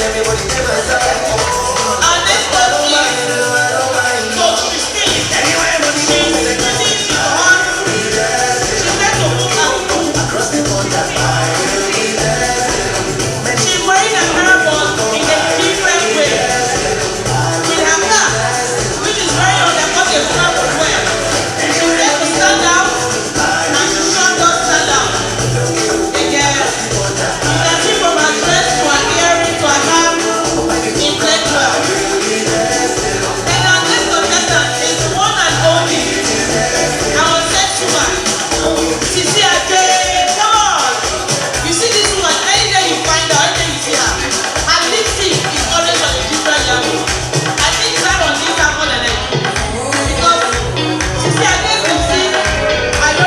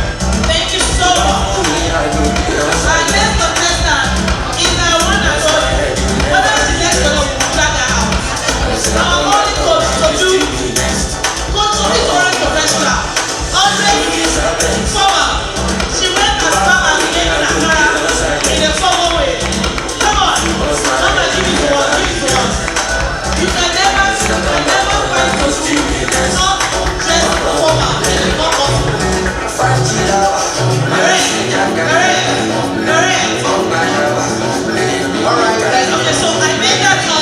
We have one more contestant. One more again. Oh yes, please. DJ, give it to me. One more contestant. Why give that kind of stuff? What's that? DJ, let's go. Our last contestant, she's the only sex goddess in Africa, the first sex coach ever in Nigeria. DJ, let's go.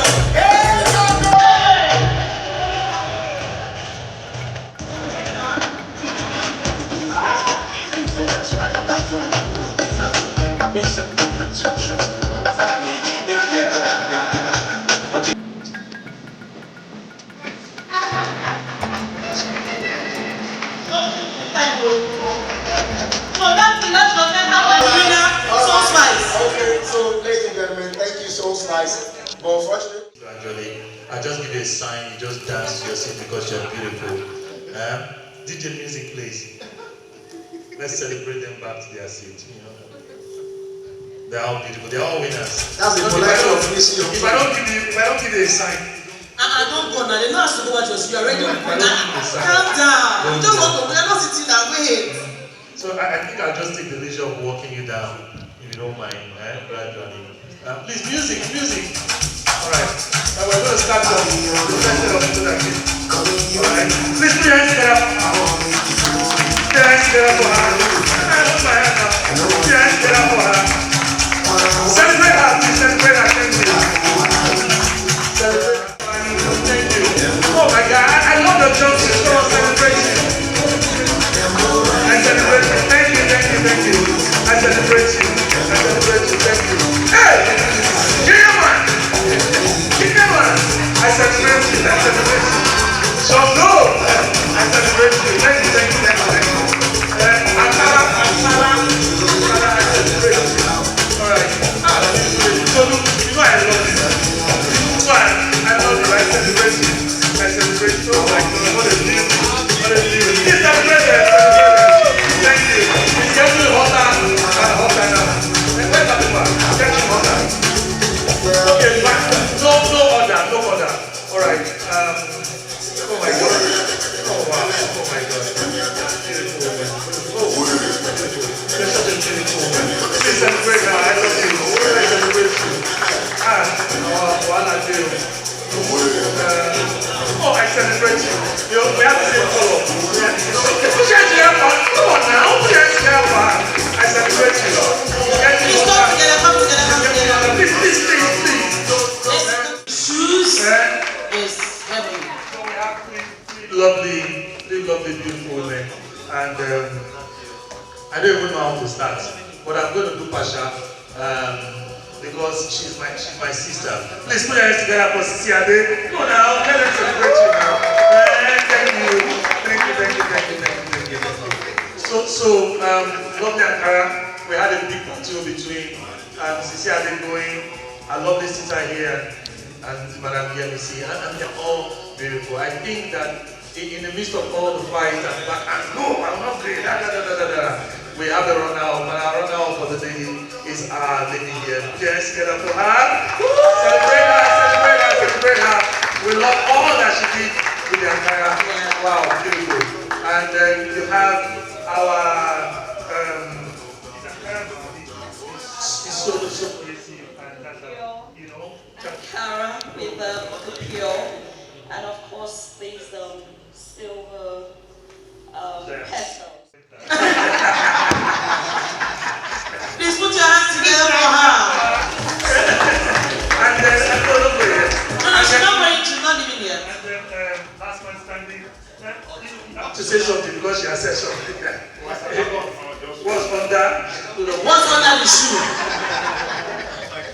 now it's under the shoe. No, not the shoe. She didn't say anything is under the shoe. She's under the No, she's not about her shoe. Under this wrapper, there's another wrapper. Okay, at least I think it's just how would I put it? Where you see Asian and modern. Alright, that's what I try to do. Alright, this is like our typical local dance shaking, not the modern ones that they are doing now. Yeah. But in terms of the shoe is a bit more. Anna is dying for the shoe. Oh, no, no, no, no. All right. Thank you so much. So, Thank you. And then well, the gift you would receive, you don't know. But no. Not after all this dressing. No, not after all this dressing. Nah. So, do you want to announce for the men first, so that I will take my time and announce for the lady? Okay, so for the man, because of course everyone knows that I'm in love with his shoes. I don't know why, but those shoes are killing, right? So your gift would be me handing you over to Dr. Nawaru, right? Dr. Nawaru, you owe him his gift, be it a cost, be it money, whatever it is, but we are handing you over to Dr. Nawaru, and that can be a normal gift. It's not a kind of gift you can, yeah, so, come on now, come on now, we know they play, come on, I'll pick it for you. To Zaron, yeah, where your gift will come from, and please hand me over as well to Zara. No, come back here. We are September, she wants to be. We have not finished. I trust you. So we'll give her contact, we'll send our contact to her, and she will get, please excuse us please. No, don't shake her. It's okay. Have we started? Yes, we have. Okay. All right. Can you run us through some significant ways or insights of scaling African businesses when it comes to navigating risk? Amazing. I think I had just been asked that question inside, and I one of the things I said is that who better understands Africa but Africans, right? So it's very, very important for us to understand that we are Africans and we need to move the needle ourselves, and we can't keep waiting for foreigners to come do that for us. It's very awkward having this and speaking here, so I'm a bit confused. When it comes to navigating risk and scaling businesses in Africa, as a successful business owner like yourself, can you run us through some significant insights? Amazing. I just answered that question inside, and like I say, oh my God, you're distracting me. You were distracting me. So what do you want me to do? Is everybody okay? No, he was like distracting me. As a successful business owner like yourself in Africa, can you run us through some insights when it comes to navigating risks and scaling businesses? So yes, I just said I've just been asked that question inside, and I think we had an excellent conversation. And one of the things I said, which is so profound, is that nobody can sort Africa but us, right? We have to understand that Africa belongs to us, and who better understands Africa than Africans? So we need to also understand that if we as Africans, right, take our market and do our processed goods and finished goods, and also understand that we are self-sufficient. We have everything it takes. We have the best resources. We have the best human resources. So we really are the people that will be able to move the needle. And so there's a lot of infrastructural problems, no doubt, but we have to do it one day at a time and understand that we can't keep waiting for multinationals or the global economies or the West to come solve our problems. But we are the ones to be able to solve our problem, because we have absolutely everything that it takes to solve our problems, if only we believe in ourselves. So we have to keep believing and mitigate the risks as they come, because they would come, like every business. Even in the West, there are risks associated with every business. But we have to understand that it's part of business, and we are strong enough to build Africa. So Africans, rise up to the challenge. Everybody do their own quota. Small businesses, big businesses, large corporates, everybody do their own quota to understand that Africa is for us. And we have to move the needle one day at a time. All right, so gatherings like this, today we have notable people in the room who I'm curious, and I want to know what's running through your mind. Why do you think events like this are actually significant? It's really very, very revealing. Like, I didn't know what to expect, right? And when they called me to come speak to coaches, I'm like, I should be coached, right? So it's very, very interesting. And I came and I was very fortunate to meet the first session before mine, and it was mind blowing. I actually learned so much. And I think one of the things that it exposes me to is richness of our resources, human resources. We truly do have it all. Like amazing minds, understanding our issues, which is very unique to us. So it's important for us to have coaches local, right? And because our problems are unique. And instead of depending on foreigners to come speak to you about situations and things. So I think one of the takeaway from here is that we are on the right track. And we need to also understand that we have to see ourselves as we truly are, because one of the challenges we have in Africa is we see ourselves as less. We really have to see ourselves as we truly are, because just going through that room and just hearing people and seeing the quality of speakers today, and they are just regular people like me and you, it's I would get a coach. And excuse me, but before now, I would say, okay, maybe I have to get some advanced coaching, but I would easily have these people as my coach because they are really talented. So Africans have it all. And today just reaffirms that for me. And I'm happy I had the opportunity to engage and meet amazing people today. All right, last question for me. Economic development has been a major issue in Nigeria and Africa at large. So, what are some of the innovative solutions? We want suggestions from you right now to government, individuals, owners of businesses. What are some of the innovative solutions you think they can actually practice or adopt? I mean, infrastructure really is one of the stumbling blocks, right? I do business in Africa, regardless of what I say, the challenges are there. So it's also important to also have that at the back of our mind and see ways to get around it, right? It's easier for me to send goods to the UK and to the US than to send goods to a Zimbabwe, for example. And so I think it's important that if we really want infra-Africa trade to work and Africa to grow and businesses to grow, the infrastructure is important, and we need to start having those conversations. We're beginning to do things that in line with that conversation. We're beginning to at least see ourselves as being able to solve our own problems and having the conversations and having the seminars and signing some really great agreements, right, to foster this. But we need to start doing more as regards infrastructure. How do we transport goods and services? How is communication between African countries? What do we need to do now? Or how does that conversation start, and what development, and how is it going to even work? Will Afrexim Bank and all the agency that needs to come together to make this things work have to really start thinking about and putting in structure to actually get it to work at an affordable cost too, because we have to also be cost sensitive.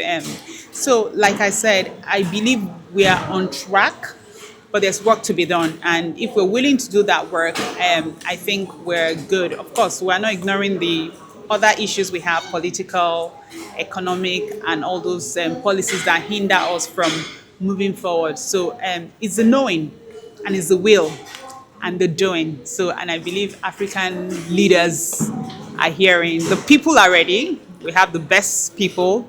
So if the leaders come together and really, really do what they have to do, I think we'll be a better place. Thank you very much. Thank you.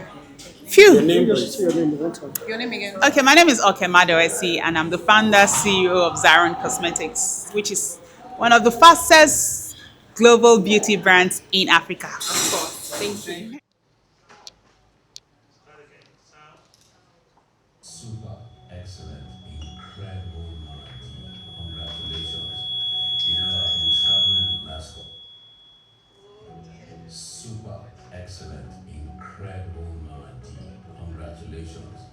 You know, I've been traveling the last couple of weeks, and I've been at different airports at different times. Right now, I'm in another airport, and I thought it was very important for me to record this very, very, very important video to congratulate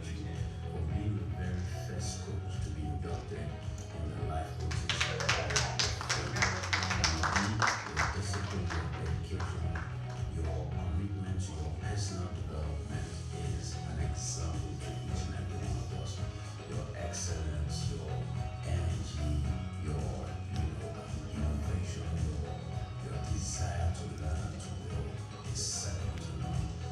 There is no one else to receive this award. So, on behalf of the Life Coaches Association of Nigeria, on behalf of the Advisory Board of the Life Coaches Association of Nigeria, I congratulate you. Well done. Keep it up. Keep it up. Keep it up.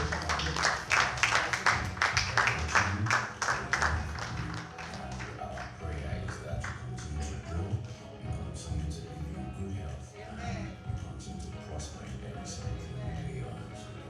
Thank you for being a great example. God bless you. There's no way you can exhaust the explanation of how Mamadi is an inspiration to everybody. When I was president, she was a pillar of support and a challenge. She constantly would challenge us to do the best. Like she would challenge you. And when you didn't, she would challenge you. And when I became a member of the Board of Trustees, where I joined her and Dr. Larry and Co, I could still see that even till last week, she was still giving support to the present president, Omauni. When I saw her today, the first thing I said to her is, Mamadi, you are an inspiration. How would you define a 73 years old woman who still talks about role model and models, and coaching and AI? She's just an inspiration. And Mamadi, if there's nobody more deserving to first step into this Life Coaches Hall of Fame in Nigeria than you. There's nobody. So I just want you to know, like I said earlier today, that you're an inspiration. To also know that you have stepped your feet on the sands of time in this industry. There's no doubt about it. We appreciate you. We honor you. We are aware of who you are, what you do, and how much of strength you are bringing to everybody. Even Mr. Larry knows that you will challenge him. You understand? So, congratulations. You are well deserved, and we really Wow. Mandy, how does it feel to be winning this at 47? Exactly. For a minute. It's awesome. Because I don't know what you're talking about. She's not 70. Exactly. Yeah. It's not possible. Yeah. Black doesn't truly crack. Yeah. She is so beautiful and so graceful. You see? She's okay, Zaron. It's because of Zaron. That's why she looks like this. Amazing. I'm so proud to be a woman. Just seeing you, you're an amazing role model. I was having interviews outside and they were asking what I've got from me. I said, amazing people. And you guys need to really, really sell yourselves. Because you guys are amazing. Like, I would listen to you guys, cancel me, or cancel just anybody. And I don't think a lot of us know that. That's the truth. I think people are still researching, in all fairness, people are still researching for foreign coaches, which is a big problem to the growth of Africa. So I think we need to really put ourselves out there to sell ourselves, because you guys are really, really amazing. The session I came to was very thought-provoking. So thank you very much for having me here today, because I have learned. And the only thing you need to do in life, continuous growth, is learning and relearning. So Mamadi, I'm so proud of you. I would really want you to speak to my mom. Okay. Yes. I want her to know that you can have beauty even in your old. And you'll be such a great example for her. So please, I would like to connect you with her. Because, yes, thank you so much. Mamadi is still getting climbed on stage. You don't get it. Exactly. So thank you so much. And Zara has a surprise gift for you too. So from every one of us here to you, Mamadi, we would want you to receive this amazing award. Thank you so much. Please,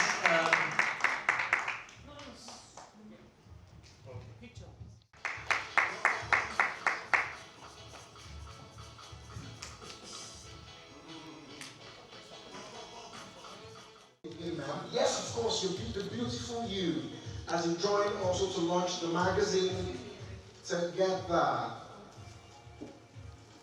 I didn't want to, oh yes! No, President I'll call Mrs. Kuti to join the stage. Yes, the video, of course. Yes, please join as we launch the magazine together. So it's quite a high panel for the launch of the magazine. We're waiting for it to play. Please, while we do that preview. Tonight, you unveil the face of strategic excellence, a certified executive coach. She's a distinguished attorney called to both the New York State and Nigeria. The founder of BLO Advisory Services and non-executive director at Wema Bank. Trained at institutions such as Harvard, INSEAD, and the Women's Lifestyle Hub, empowering executive women leaders worldwide. Our core philosophy that authenticity is not a soft skill, it is a hard strategy in the imprint of our time. You know how we launch something in Africa, we have to launch it. So where is my drink? Can I have one? All right. Then something. So I'll be launching one copy with 200,000 naira, and then we're going to pass the mic around. No, not one copy, some copies. So that we always forget that. Tell us your name and what inspired you to be at ACW 2025. Okay, so my name is Adetutu Laditon, and my inspiration for being here today is I'm just a lifelong learner. Right? I feel like coaching is one of those fundamental things everyone should go through in their life to become better versions of themselves, to learn new principles, learn more frameworks. And I'm glad that there's a whole association in Africa championing the community, right? Building an ecosystem for connection and engagement. So I'm here to support, I'm here to be inspired and to connect. All right, ma'am. So this year's theme is fast forward. So what does fast forward mean to you? I think the principle is around acceleration. Like, I think in life, if you're able to press play, you know, when you're watching a video and you can fast forward because you want to see what the future would look like, or you want to get towards a faster pace of what the story looks like.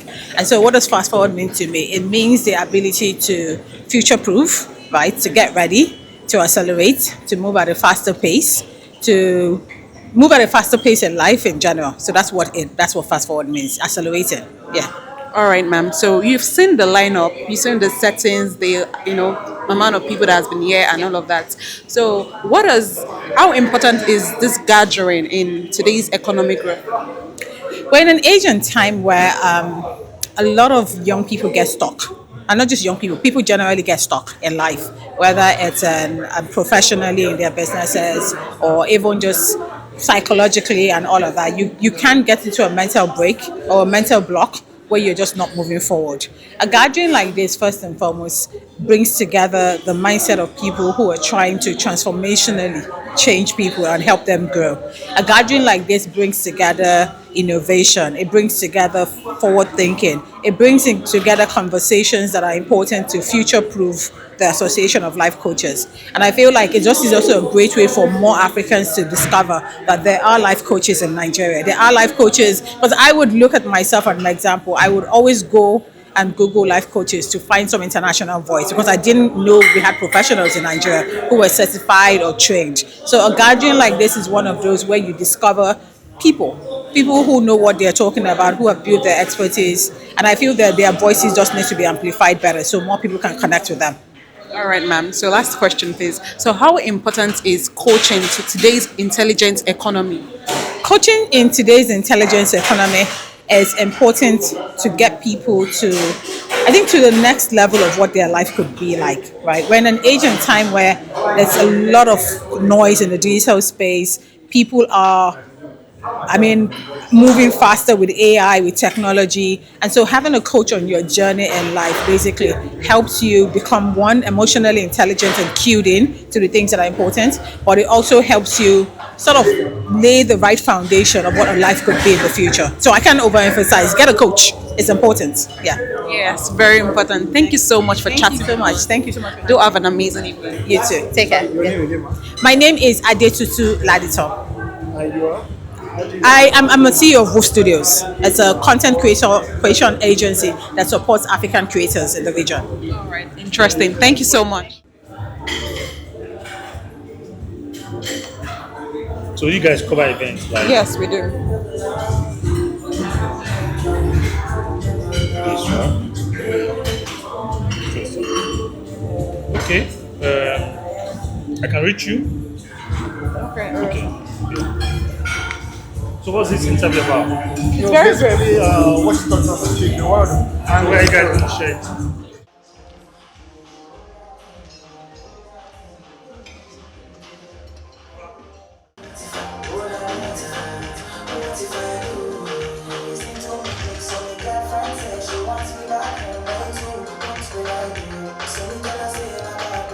You look good.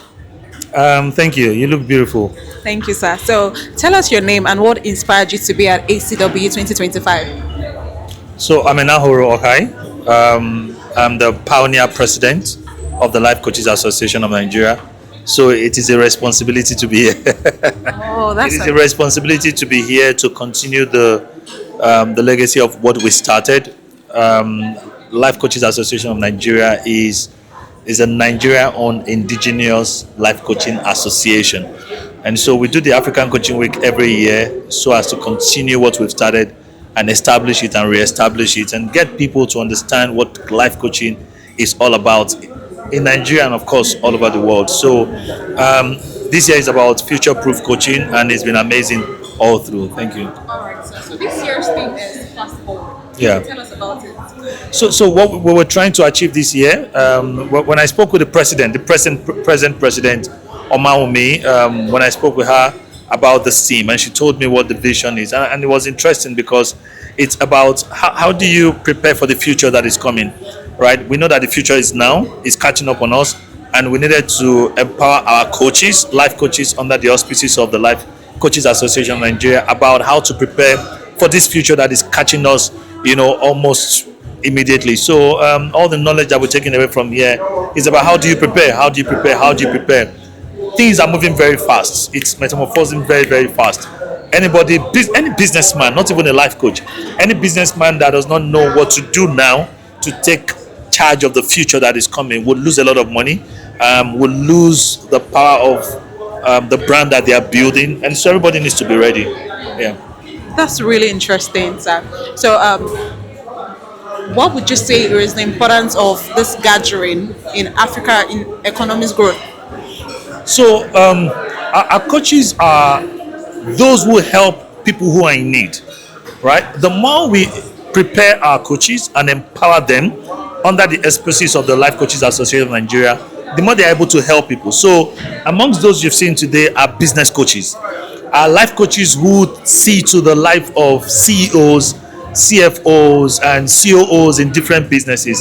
Like you see the Zaron, MD of Zion, saying that she needs to continue to have coaching because she's learned a lot here today.